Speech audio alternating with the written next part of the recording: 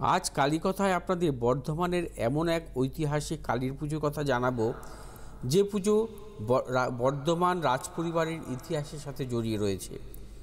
যদিও দেবীকে এখানে ভুবনেশ্বরী রূপে পুজো করা হয়, এই কালী মন্দির সোনার কালীবাড়ি নামেই বেশি জনপ্রিয়। মন্দির বেশ পুরনো। 1899 সালে এই সোনার কালীবাড়ি প্রতিষ্ঠা করেছিলেন বর্ধমানের রাজা মহতাব চাঁদ। বাংলার বহু কালী মন্দিরের ন্যায় এই কালী মন্দিরের তৈরির সাথেও জড়িত দেবীর স্বপ্নাদেশ।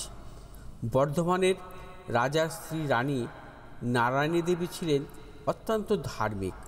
শোনা যায় ধর্মপ্রাণ স্ত্রী স্বপ্ন দেবীকে দেখেছিলেন এবং স্বপ্নাদেশ অনুসারে এই মন্দির প্রতিষ্ঠিত হয়। সুন্দর শ্বেত পাথর দিয়ে তৈরি এই মন্দির, স্ফটিক দিয়ে তৈরি এই মন্দিরের দেওয়ালের বাহারি কারুকার্য আর নকশা খোদাই করা। প্রবেশপথের উঠোনে দুটো বড় আকারের পাতকুয়ো আছে, যা খরা এবং জলাভাবেও কখনো শুকোয় না। আজও এই কূপের জলেই মন্দিরের সমস্ত কাজকর্ম হয়। এই পাতকুয়া নিয়েও মানুষের আগ্রহ শেষ নেই। প্রবেশপথে লাগোয়া পরিসরে দেখা মিলবে বহু প্রাচীন এক নহবতখানা, যা রাজা স্বয়ং নির্মাণ করিয়েছিলেন।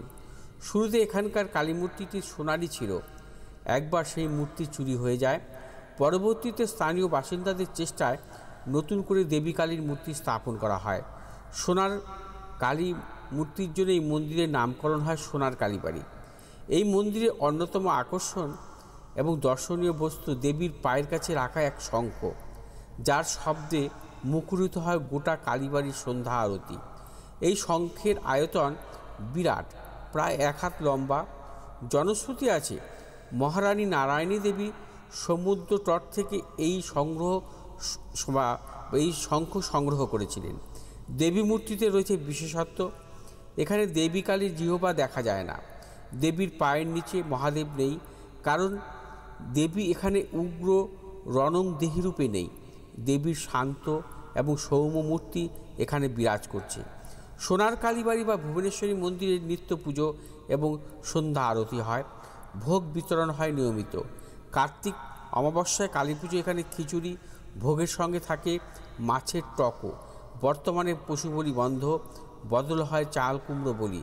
পুজোর বাকি সব রীতিনীতি সে আগের মতোই আছে।